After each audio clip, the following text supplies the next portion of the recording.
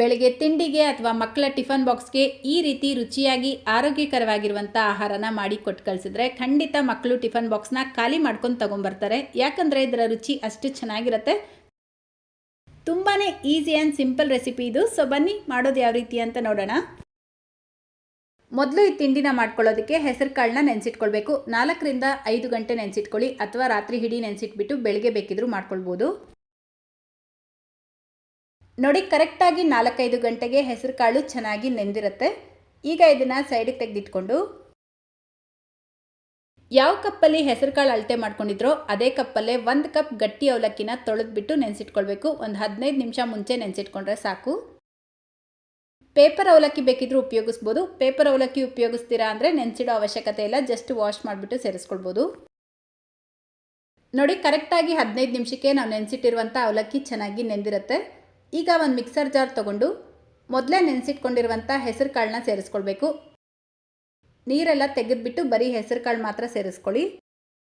ಇದರ ಜೊತೆಗೇನೆ ನೆನೆಸಿಟ್ಟಿರುವಂಥ ಅವಲಕ್ಕಿ ಕೂಡ ಸೇರಿಸ್ಕೊಳ್ತಾ ಇದ್ದೀನಿ. ನೀರು ಸೇರಿಸಬಾರ್ದು, ಬರೀ ಅವಲಕ್ಕಿ ಮಾತ್ರ ಸೇರಿಸ್ಕೊಳ್ಳಿ.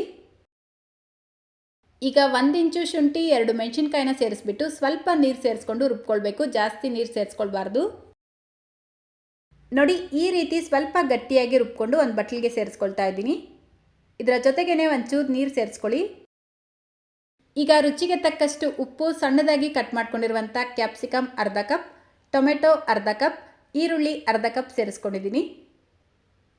ಇದೆಲ್ಲ ಸೇರಿಸ್ಬಿಟ್ಟು ಒಂದು ಸಲ ಮಿಕ್ಸ್ ಮಾಡಿಕೊಂಡು ಸಣ್ಣದಾಗಿ ಕಟ್ ಮಾಡ್ಕೊಂಡಿರುವಂಥ ಮೆಂತ್ಯ ಸೊಪ್ಪು 1 ಕಪ್, ಕೊತ್ತಂಬರಿ ಸೊಪ್ಪು ಅರ್ಧ ಕಪ್ ಸೇರಿಸ್ಕೊಂಡು ಮಿಕ್ಸ್ ಮಾಡ್ಕೊಳ್ಳಿ. ಈ ಮೆಂತ್ಯ ಸೊಪ್ಪಿಗೆ ಬದಲಾಗಿ ನೀವು ಸಬ್ಸಿಗೆ ಸೊಪ್ಪು ಕೂಡ ಉಪಯೋಗಿಸ್ಬೋದು. ಸೊಪ್ಪು ಬೇಡ ಅಂದರೆ ಬೇಕಿದ್ರೆ ಸ್ಕಿಪ್ ಮಾಡ್ಕೊಳ್ಬೋದು. ನೋಡಿ, ಇದೆಲ್ಲವನ್ನು ಈಗ ಚೆನ್ನಾಗಿ ಮಿಕ್ಸ್ ಮಾಡ್ಕೊಳ್ಳಿ. ಇದು ತುಂಬ ಗಟ್ಟಿ ಇದೆ ಅಂತ ಅನ್ನಿಸ್ತಾ ಇದೆ. ಸೊ ಒಂದು 1/4 ಕಪ್ ನೀರು ಸೇರಿಸ್ಬಿಟ್ಟು ಮಿಕ್ಸ್ ಮಾಡ್ಕೊಳ್ತಾ ಇದ್ದೀನಿ. ಕನ್ಸಿಸ್ಟೆನ್ಸಿ ನೋಡ್ಬೋದು, ಇದೇ ರೀತಿಯೇ ಇರಬೇಕು, ತುಂಬ ತೆಳುವಾಗಿ ಮಾಡ್ಕೊಳ್ಬಾರ್ದು. ಈಗ ತವಾನ ಮೀಡಿಯಂ ಫ್ಲೇಮಲ್ಲಿ ಬಿಸಿ ಮಾಡಿಕೊಂಡು ಒಂದು ಅರ್ಧ ಟೀ ಸ್ಪೂನ್ ಎಣ್ಣೆ ಸೇರಿಸಿ ಸ್ಪ್ರೆಡ್ ಮಾಡಿಬಿಟ್ಟು ದೋಸೆಗಳನ್ನು ಮಾಡ್ಕೊಳ್ಬೇಕು. ಈ ರೀತಿ ಚಿಕ್ಕ ಚಿಕ್ಕ ದೋಸೆನ ಮಾಡ್ಕೊಳ್ಳಿ. ತುಂಬ ತೆಳುವಾಗಿ ಸ್ಪ್ರೆಡ್ ಮಾಡಬೇಡಿ, ಅದೇ ರೀತಿ ತುಂಬ ಮಂದವಾಗೂ ಮಾಡಬಾರ್ದು. ಈ ರೀತಿ ಸ್ವಲ್ಪ ಮೀಡಿಯಂ ಥಿಕ್ನೆಸ್ ಇರಲಿ. ಈಗ ಇದನ್ನು ಮೀಡಿಯಂ ಫ್ಲೇಮಲ್ಲೇ ಬೇಯಿಸ್ಕೊಳ್ಬೇಕು. ಇದರ ಮೇಲ್ಗಡೆ ಬೇಕಿದ್ರೆ ಸ್ವಲ್ಪ ಎಣ್ಣೆ ಅಥವಾ ತುಪ್ಪ ಹಾಕ್ಕೊಳ್ಳಿ, ಬೇಡ ಅಂದರೆ ಸ್ಕಿಪ್ ಮಾಡ್ಕೊಳ್ಬೋದು. ಒಂದು ಕಡೆ ಚೆನ್ನಾಗಿ ಫ್ರೈ ಆದಮೇಲೆ ನಿಧಾನಕ್ಕೆ ಉಲ್ಟಾ ಮಾಡಿಕೊಂಡು ಮತ್ತೊಂದು ಕಡೆ ಬೇಯಿಸ್ಕೊಳ್ಬೇಕು. ಈ ದೋಸೆ ಮಾಡ್ಕೊಳ್ಳೋದಕ್ಕೆ ನಾನ್ ಸ್ಟಿಕ್ ತವಾ ಅಥವಾ ಕಬ್ಬಿಣದ ತವಾ ಕೂಡ ಉಪಯೋಗಿಸ್ಬೋದು, ಚೆನ್ನಾಗಿ ಬರುತ್ತೆ. ಸೊ ನೋಡಿ, ಎರಡೂ ಕಡೆ ಈ ರೀತಿ ಚೆನ್ನಾಗಿ ಬೇಯಿಸ್ಕೊಂಡು ತಗೊಂಡ್ರೆ ತುಂಬ ಹೆಲ್ತಿ ಆ್ಯಂಡ್ ಟೇಸ್ಟಿಯಾಗಿರುವಂಥ ಹೆಸರುಕಾಳು ದೋಸೆ ರೆಡಿಯಾಗುತ್ತೆ. ಇದಕ್ಕೆ ಯಾವುದೇ ರೀತಿ ಸೈಡ್ ಡಿಶ್ ಇಲ್ಲ ಅಂದರೂ ತಿನ್ಬೋದು, ಚೆನ್ನಾಗಿರುತ್ತೆ. ಹಂಗೂ ನಿಮಗೆ ಬೇಕು ಅಂತ ಅನಿಸಿದ್ರೆ ಕಾಯಿ ಚಟ್ನಿ, ಸಾಂಬಾರ್ ಅಥವಾ ಟೊಮೆಟೊ ಕೆಚಪ್ ಜೊತೆಲೂ ತಿನ್ಬೋದು, ಚೆನ್ನಾಗಿರುತ್ತೆ.